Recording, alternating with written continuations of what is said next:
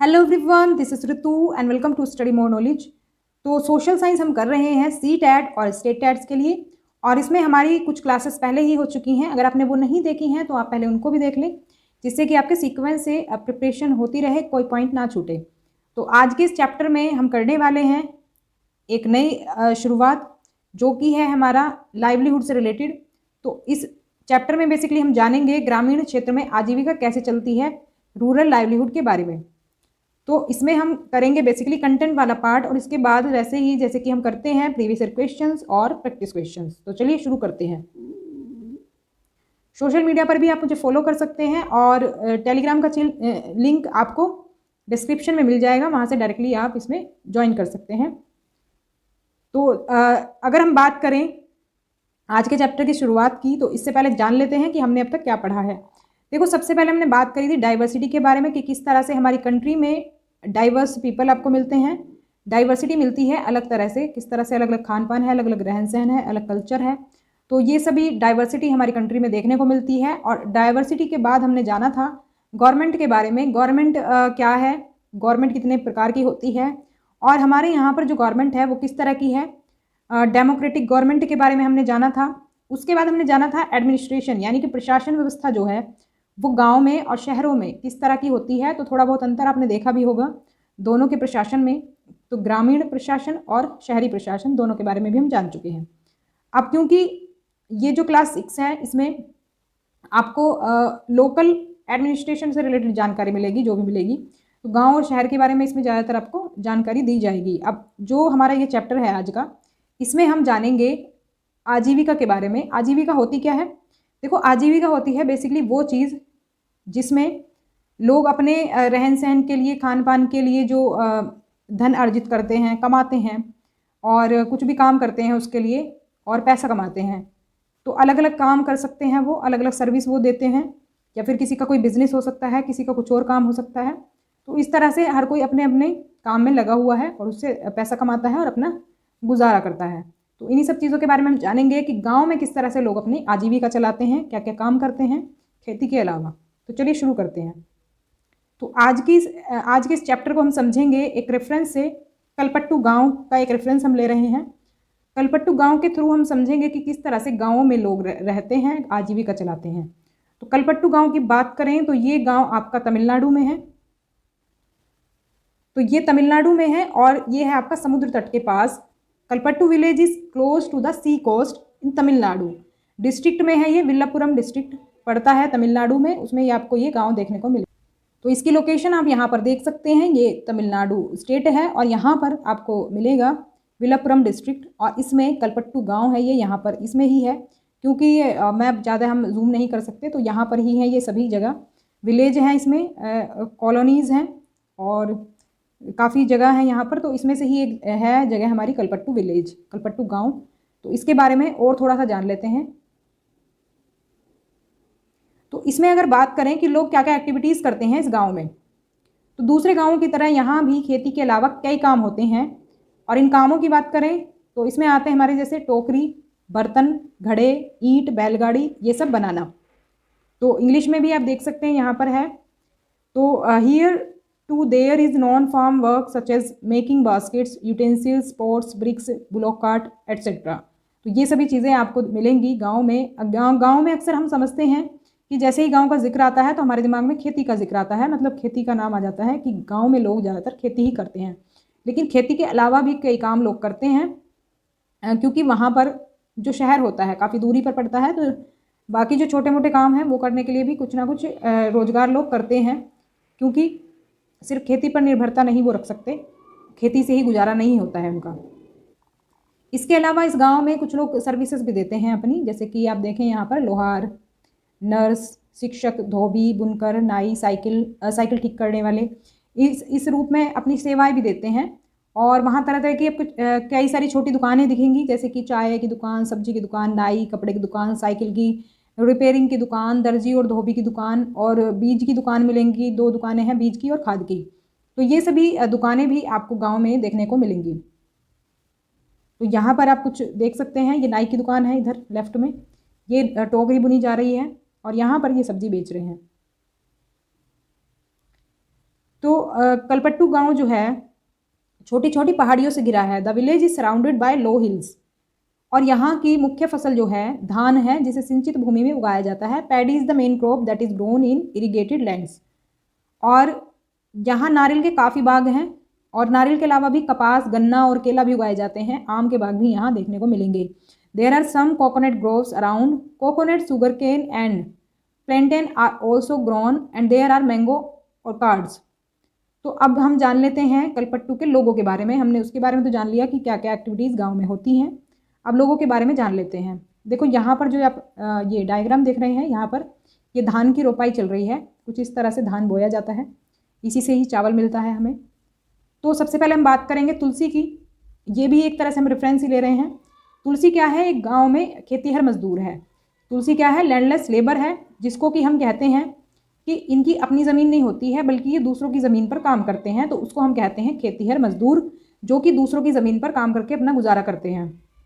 तो बहुत से मजदूर रामलिंगम की ज़मीन पर काम करते हैं। रामलिंगम जो है एक बड़ा किसान है, तो काफ़ी ज़मीन है, तो अकेला काम नहीं कर सकता, तो इसलिए उसने मजदूर रखे हुए हैं। तो तुलसी उनमें से एक है। रामलिंगम की पत्नी करुथम्मा काम की निगरानी करती है, यानी कि सुपरवाइज करती है, काम की निगरानी करती है। और अब बात आती है कि ये मजदूर क्या करते हैं। तुलसी जैसे जो मजदूर इन्होंने रखे हुए हैं, ये आखिर काम क्या करते हैं? What work do they do? तो देख लेते हैं आगे। देखो, अगर हम बात करें खेतीहर मजदूर की, जैसे कि तुलसी है, तो हमारे देश के ग्रामीण परिवारों में से करीब 40% जो हैं खेतीहर मजदूर हैं। मान लो कि अगर 5 परिवार हैं, तो उसमें से कम 2 परिवार हमारे खेतीहर मजदूर होंगे। तो इसमें से देखो, आप देख सकते हैं इंग्लिश में भी यहाँ, nearly 2/5 of all rural families are agricultural labours in our country. There are some who have a small plots of land while other like Tulsi are landless. कुछ के पास ज़मीन के छोटे छोटे टुकड़े हैं, लेकिन बाकी तुलसी की तरह भूमिहीन है। मतलब तुलसी जो है उसके पास ज़मीन नहीं है, वो दूसरों के खेतों में काम करती है, इसीलिए उसको खेतीहर मजदूर कहते हैं। तो ध्यान रखेंगे इस बात को। और यहाँ पर देखो, ये चार्ट जो है इसको हम आगे समझेंगे। ये मैंने क्वेश्चन में भी लिया है, इसको मैं तभी समझा दूंगी, क्योंकि यहाँ पर अभी इसके बारे में है नहीं। तो अब बात करते हैं शेखर की। तुलसी के बारे में हमने जान लिया, वो लैंडलेस लेबर है। शेखर जो है कलपट्टू गांव का अन्य किसान है। देखो, हम इसको कहेंगे छोटा किसान। छोटा किसान क्यों कहेंगे हम इसे? क्योंकि इसके पास 2 एकड़ ज़मीन है। जो 2 एकड़ तक की ज़मीन जिसके पास है, 2 एकड़ से कम है ज़मीन, तो वो है हमारा क्या? छोटा किसान है। इनके पास क्या है? देखो, ज़्यादा काम है नहीं, क्योंकि ज़मीन थोड़ी है। तो not enough work to do, so they perform farming by their own. तो ज़्यादा काम नहीं है, तो अपने खेत का सारा काम खुद ही कर लेते हैं। और उधार पर निर्भरता होती है इनकी, ज़्यादातर इन पर उधार रहता है, डिपेंडेंसी ऑन लोन। और रामलिंगम के चावल मिल में भी काम करता है, क्योंकि खेती से उतना गुजारा नहीं हो पाता है, तो दूसरों के यहाँ पर भी इसको काम करना पड़ता है। तो अतिरिक्त आय का स्रोत क्या है इनके पास? इन्होंने गाय रखी हुई है, उसका दूध बेच करके, या फिर थोड़ा बहुत अपने घर के लिए भी बच जाता है, तो उससे इनका गुजारा चलता है। जो गाय इन्होंने रखी है वो संकर प्रजाति की गाय है। तो हो सकता है इसके बारे में पूछ लिया जाए, इसलिए मैंने ले लिया है। तो ये मिल का आपका पिक्चर दिया हुआ है, इस तरह से धान का जो है प्रोसेस चलता है। तो अब देखते हैं कर्ज लेने पर, ऑन बीइंग इन डेट। तो देखो, ये जो किसान होते हैं, ये कर्ज जब लेते हैं तो क्या होता है? देखो, कई बार शेखर जैसे किसान, जो हमने छोटा किसान देखा है अभी, 2 एकड़ ज़मीन होती है जिनके पास, ये ज़रूरी चीज़ों के लिए, जैसे कि बीज है, खाद है, या फिर कीटनाशक है, इनको खरीदने के लिए ही कर्ज लेते हैं। Very often farmers like Shekhar need to borrow money to purchase basic things like seeds, fertilisers and pesticides, क्योंकि इनके पास इतना धन नहीं होता है कि ये सब चीज़ें खरीद पाएँ और अपनी ज़मीन में फसल उगा पाएँ। अब ये धन जो लेते हैं, ये अक्सर साहूकार से कर्ज लेते हैं, जिनको इंग्लिश में हम कहते हैं मनी लेंडर। मनी लेंडर्स से ये लेते हैं मनी बोरो। तो आगे देख लेते हैं फिर क्या है। अब देखो, जब ये धन ले लेते हैं, कर्ज ले लेते हैं किसानों से, बड़े किसानों से या फिर साहूकार से, तो होता क्या है?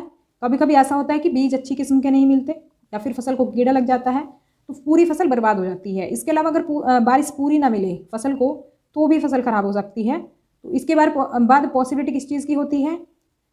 ऋण जाल की। ऋण जाल क्या होता है? डेट ट्रैप क्या है? ये होती है ऐसी चीज़। अब देखो, एक बार तो उस किसान ने, छोटे किसान ने कर्ज ले लिया। अब मान लो इस किसी रीज़न की वजह से, कोई भी रीज़न इसमें से हो सकता है, इसकी वजह से उसकी फसल ख़राब हो गई। अब पहले तो वो सोच रहा था कि अब मैंने बीज और खाद के लिए पैसा ले लिया, जब ये फसल मेरी होएगी, अच्छी पैदावार होएगी, तो मैं पैदावार को बेच करके अपना कर्ज चुका दूंगा। लेकिन हुआ क्या कि फसल हो गई खराब। फसल खराब हो गई तो जो उसने सोचा था कि कर्ज मैं वापस कर दूंगा तो वो तो कर नहीं पाया। अब नेक्स्ट जो फसल वो उगाएगा उसके लिए फिर से कर्ज लेगा, पहले वाला चुका नहीं पाया तो क्या हो गया, दोबारा उसने कर्ज ले लिया। और फिर से अगर मान लो दूसरी बार भी खराब हो गई, दूसरी बार भी अगर चलो मान लो फसल अच्छी हो जाती है तो वो एक बार का ही कर्ज चुका पाएगा। इतना तो आमदनी नहीं होती है फसल से कि वो दोनों बार का कर्जा चुका पाए। इस तरह से होता क्या है, एक के बाद एक ऋण का जाल सा बन जाता है। इसी को हम कहते हैं डेट ट्रैप। जब वो बार बार कर्जा लेता जाता है, कर्जे में इतना फंस जाता है किसान की फिर उसको नाउम्मीदी हो जाती है कि वो कैसे कर चुकाएगा, क्योंकि फसल से इतनी इनकम नहीं होती है कि वो कई बार का कर्ज चुका पाए।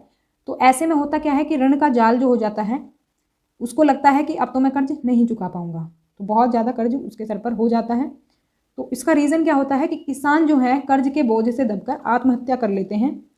तो पिछले कुछ सालों में ये किसानों की विपदा का मुख्य कारण बन गया है। देखो कहीं कहीं पर ऐसा होता है कि सूखा पड़ जाता है और बहुत टाइम तक बारिश नहीं होती तो फसल बर्बाद हो जाती है। आपने अक्सर सुना होगा किसान जो सुसाइड कर लेते हैं वो यही रीज़न होते हैं ज़्यादातर, जो वो कर्ज चुका नहीं पाते। तो आगे बढ़ते हैं, इसके बारे में आप समझ ही चुके हैं। तो हमने बात कर ली लैंडलेस जो फार्मर्स हैं उनके बारे में, और एक हमने बात कर ली छोटे किसान के बारे में। अब हम बात करेंगे बड़े किसान के बारे में, या फिर रिच फार्मर की बात करेंगे हम, जिनके पास की ज़्यादा ज़मीन होती है। तो ऐसे जो किसान हैं वो है रामलिंगम। रामलिंगम एक ऐसा किसान है जिसके पास 20 एकड़ ज़मीन है, 20 एकड़ ऑफ लैंड।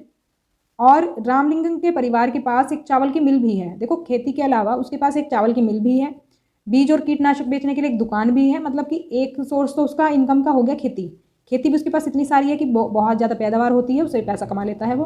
और इसके अलावा उसके पास क्या है, चावल की मिल भी है और दुकान भी है। यहाँ पर आप देख पा रहे होंगे धान की फसल है।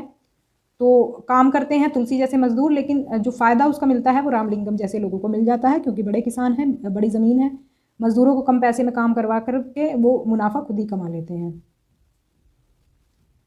अब आगे बात करते हैं कि अब जैसे ये बड़े किसान जो होते हैं ये धन कैसे कमाते हैं और कर्ज वगैरह लेने का इनका क्या है, मतलब ये जो मतलब मनी जो उधार लेते हैं वो कैसे लेते हैं। देखो चावल की मिल में उन्होंने कुछ अपना पैसा लगाया और थोड़ा सरकारी बैंक से कर्ज ले लिया।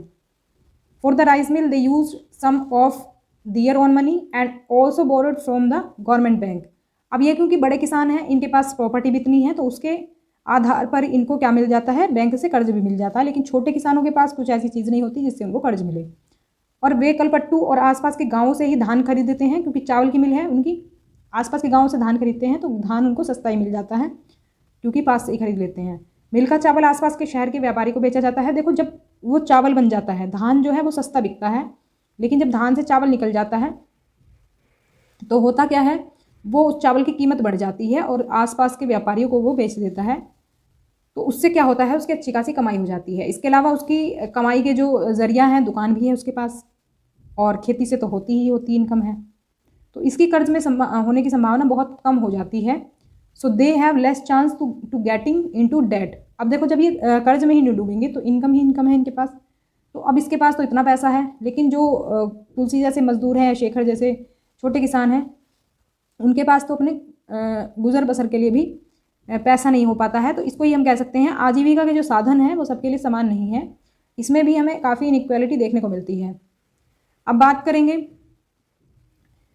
एक और जगह के बारे में जो कि है हमारे नागालैंड की सीढ़ीनुमा खेती के बारे में आपने सुना होगा, टेरेस फार्मिंग इन नागालैंड। तो टेरेस फार्मिंग होती क्या है, तो टेरेस फार्मिंग होती है पहाड़ों की ज़मीन को सीढ़ी की तरह बना दिया जाता है, उसको ही हम कहते हैं सीढ़ीनुमा खेती। तो पहाड़ों की जो ढलाऊ ज़मीन होती है उसको छोटे छोटे सपाट टुकड़ों में बांटा जाता है और उस ज़मीन को सीढ़ियों के रूप में बदल दिया जाता है।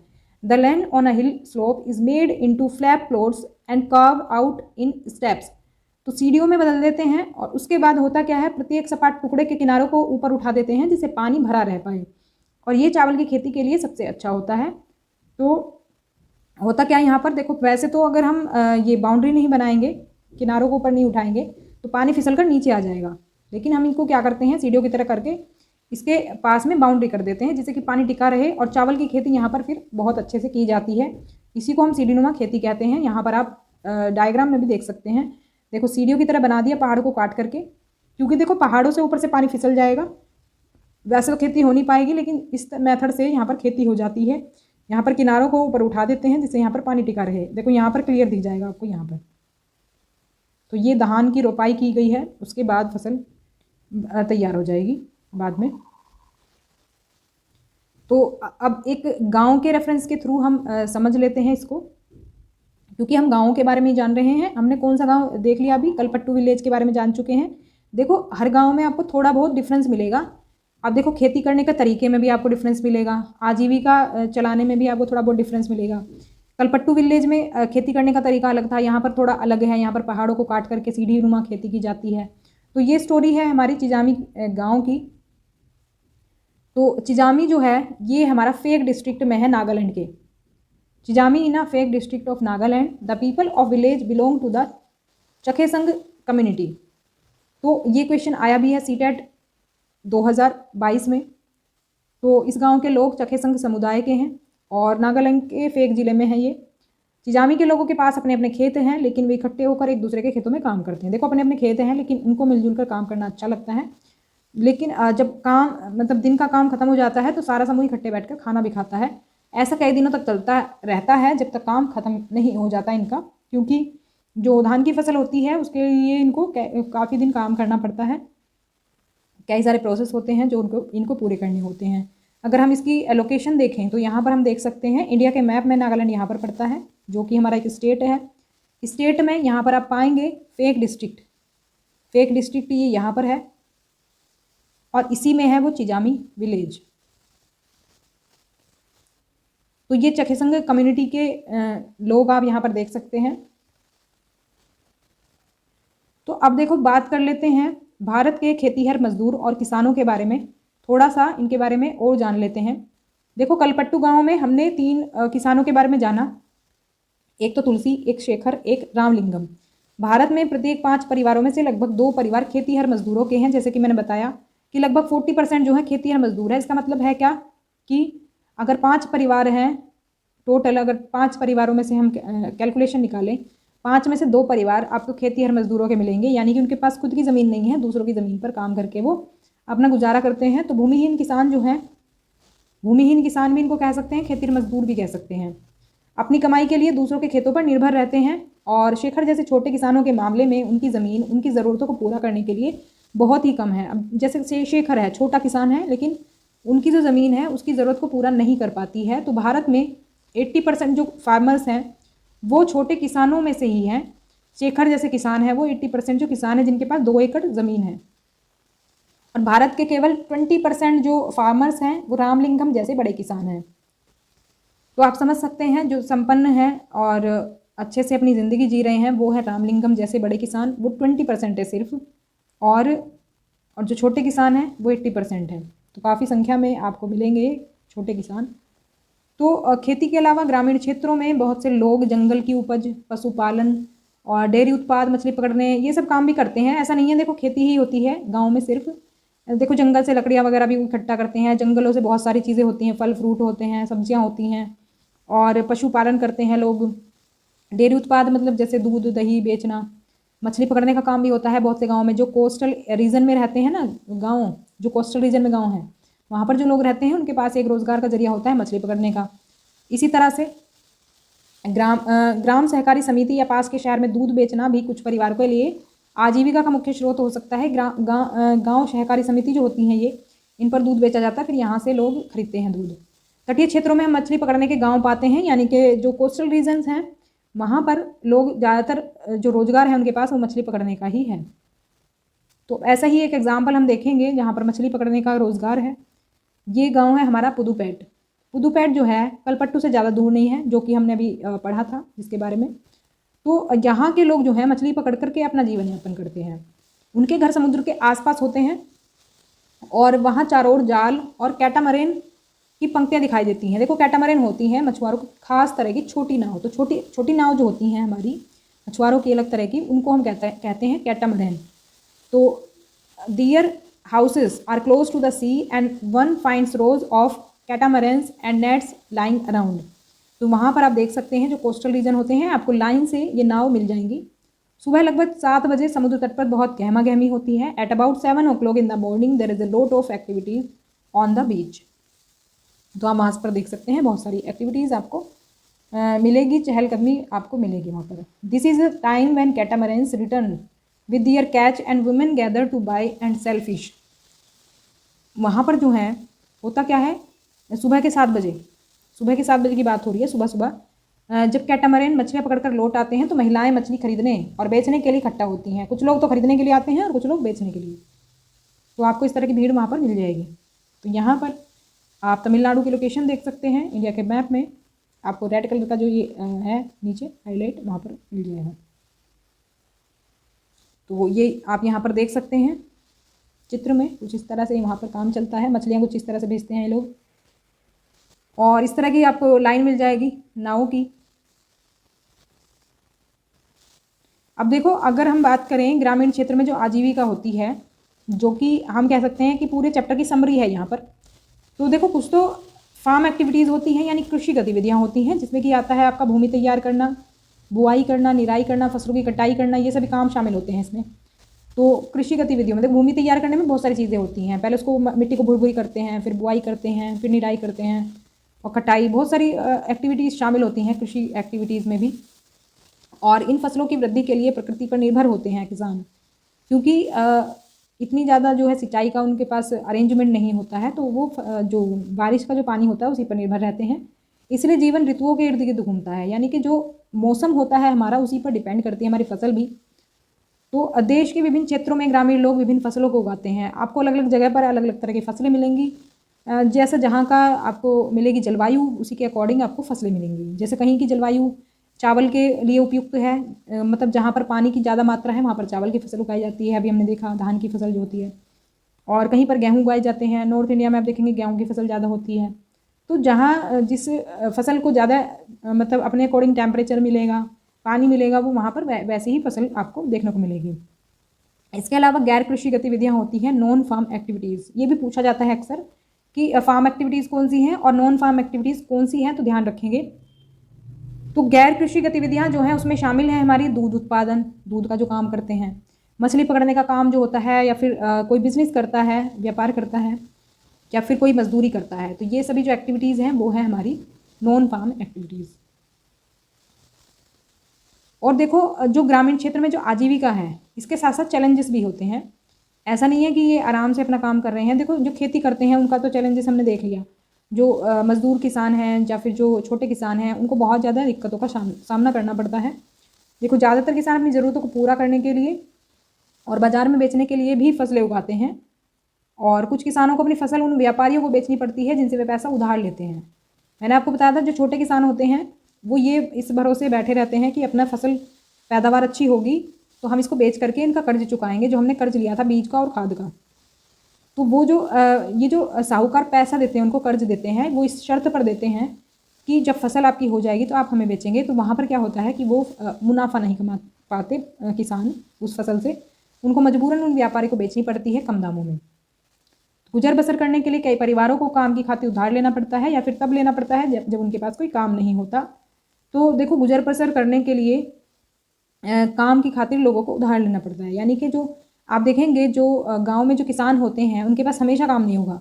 अब मान लो धान की फसल कोई ले लें, तो धान की फसल ही बरसात के मौसम में 3-4 महीने के लिए आपका गुजारा कर देगी। 3-4 या फिर 5 महीने आपका गुजारा हो जाएगा उसमें, अलग अलग एक्टिविटीज़ में। उस टाइम पर तो आपका काम रहेगा आपके पास, लेकिन उसके बाद क्या, जब वो फसल उसकी कटाई हो जाएगी फसल की, उसके बाद क्या, क्योंकि जब उसका दूसरा टाइम आएगा तभी आपको काम मिलेगा। तो वहाँ पर गांव में काम के जो वो रहते हैं ना, मौके बहुत कम मिलते हैं। तो इसलिए फिर किसानों को उधार लेना पड़ता है अपने गुजर बसर के लिए, या फिर जब काम उनके पास होता नहीं है तो उनको जब उधार लेना पड़ता है। तो अभी देखो, ग्रामीण क्षेत्रों में कुछ ऐसे परिवार ऐसे हैं जो कि बड़ी बड़ी ज़मीनों, व्यापार और अन्य काम धंधे पर फल फूल रहे हैं। फिर भी ज़्यादातर छोटे किसानों, खेतिहर मजदूरों, मछली पकड़ने वाले परिवारों और गांव में हस्तशिल्प का काम करने वाले लोगों को पूरे साल रोजगार नहीं मिल पाता। देखो, ये जो है सबसे बड़ा कंसर्न है गांव में। तो जो बड़े परिवार हैं, जो मतलब रामलिंगम जैसे बड़े किसान हैं, संपन्न परिवार हैं, अमीर किसान हैं, उनके पास तो और भी ज़रिए हैं खेती के अलावा। अपने गुजारे के लिए दुकानें भी हैं, मिल भी है अपनी चावल की, लेकिन छोटे किसानों को दिक्कत आती है, जो या फिर जो मज़दूर हैं जिनको उसी टाइम पर काम मिलेगा जब फसल होगी, या फिर मछली पकड़ने वाले जो परिवार हैं इनको भी हमेशा काम नहीं मिल पाता, क्योंकि बहुत सा टाइम ऐसा होता है जब इनको मछली पकड़ने जब जाते हैं मछली नहीं पकड़ सकते, तो बहुत सारा जो चैलेंजेस हैं वो इनको फेस करने पड़ते हैं। तो ये था हमारा चैप्टर। और अब इसमें देखो प्रीवियस ईयर क्वेश्चन में कम ही आए हुए हैं, 2-3 हैं, तो हम इस चैप्टर के साथ ही कर लेते हैं, मैंने अलग नहीं लिया है। तो देखो यहाँ पर मैं बोल रही थी कि इससे कम्युनिटी से जो है क्वेश्चन आया हुआ है। क्वेश्चन देख लेते हैं। एक अध्यापिका नागालैंड में सीढ़ीनुमा खेती के बारे में चर्चा कर रही है। इनमें से किस समुदाय का संदर्भ कक्षा चर्चा में होगा? A teacher is discussing about the terrace farming practice in the state of Nagaland. Which of the following community is most likely to find a mention in this classroom discussion? तो हमने देखो सीढ़ीनुमा खेती के बारे में बात करा था नागालैंड में, वहाँ पर कौन सी कम्युनिटी ये खेती करती है? तो इसका जो करेक्ट आंसर होगा वो हो जाएगा ऑप्शन नंबर 4। चखेसंग जो कम्युनिटी है ये करती है सीढ़ीनुमा खेती। इसके बारे में हमने जाना था, उसका ध्यान रखेंगे। चिजामी गाँव है और फेक डिस्ट्रिक्ट है नागालैंड का, हो सकता है नेक्स्ट टाइम पूछ ले जाए। नेक्स्ट क्वेश्चन है ये हमारा। देखो अब इसमें मैं समझा देती हूँ आपको उसके बारे में जो मैं कह रही थी कि इसके बारे में बाद में देखेंगे। तो ये जो क्वेश्चन है इसमें दिया है कि चक्रीय चित्र ग्रामीण क्षेत्रों में मजदूरों को प्राप्त विशेष रोजगार के अवसर प्रदर्शित करता है। वे कितने लंबे समय तक नियमित रोजगार प्राप्त करने में अयोग्य हैं? देखो सीधे सीधे पूछा है कि इनको कितने समय तक रोजगार प्राप्त नहीं होगा। अयोग्य मतलब उनको रोजगार प्राप्त नहीं होगा। देखो इसमें जो है जो लैंग्वेज होती है थोड़ी सी चेंज कर दी जाती है, जिसकी वजह से आप क्वेश्चन को समझ नहीं पाते। सबसे पहले क्वेश्चन की लैंग्वेज को समझो, तभी आप क्वेश्चन को हल कर पाएंगे। इसमें देखो हमसे पूछा है कि रोजगार कब कब उनको नहीं मिलता है, कितने महीने नहीं मिलता है। तो अगर हम इस चित्र को देखें, ये धान की फसल के बारे में है और इसमें देखो जो महीना है हमारा जून का, इसमें तो देखो पौध तैयार की जा रही है। जुलाई और अगस्त में जो है प्रतिरोपण किया जा रहा है। पौधे तैयार करने के बाद क्या करते हैं? धान की रोपाई करते हैं ज़मीन में। उनको जो छोटे छोटे पौधे होते हैं ज़मीन में लगाते हैं जिससे कि हमारी फसल तैयार हो। तो प्रतिरोपण हो गया, 2 महीने के लिए काम हो गया, अगस्त और जुलाई का। ये उनकी बात हो रही है जो खेतीहर मजदूर होते हैं, दूसरों के यहाँ काम करते हैं, क्योंकि यही इनके रोजगार का जरिया है। तो सबसे पहले तो उन्होंने पौधे तैयार करी, फिर प्रतिरोपण यानी रोपण किया, उसका पौधों को रोपण किया अगस्त और जुलाई में। उसके बाद निराई का काम हो गया अक्टूबर और सितंबर में। निराई क्या होती है? वो आसपास की जो खरपतवार होती है, एक्स्ट्रा जो घास होती है उसको निकालना, वो निराई का काम कर दिया उन्होंने जब पौधे थोड़े बड़े होते हैं उस टाइम पर। उसके बाद नवंबर और दिसंबर में क्या होता है? पैदावार जब हो जाती है उस टाइम पर हार्वेस्टिंग होती है, उसकी कटाई होती है। तो कटाई का काम चलता है 2 महीने। तो ये जो है ये रोज़गार इनको मिल गया। अब व्हाट अबाउट दीज मंथ्स? जनवरी, फरवरी, मार्च, अप्रैल, मई। अब इन महीनों में तो फसल होती नहीं है, इन महीनों में वो क्या करेंगे? तो इन महीनों में उनको रोज़गार नहीं मिल पाता और यही हमसे क्वेश्चन में पूछा गया है। तो जो ये ग्रामीण क्षेत्र में जो मजदूर हैं इनको 5 महीने काम नहीं मिलेगा। तो ये 5 महीने हैं हमारे, इन 5 महीनों में इनको रोज़गार नहीं मिलता है। तो ये इसका जो सही आंसर हमारा हो जाएगा ऑप्शन नंबर 3 हो जाएगा, 5 माह।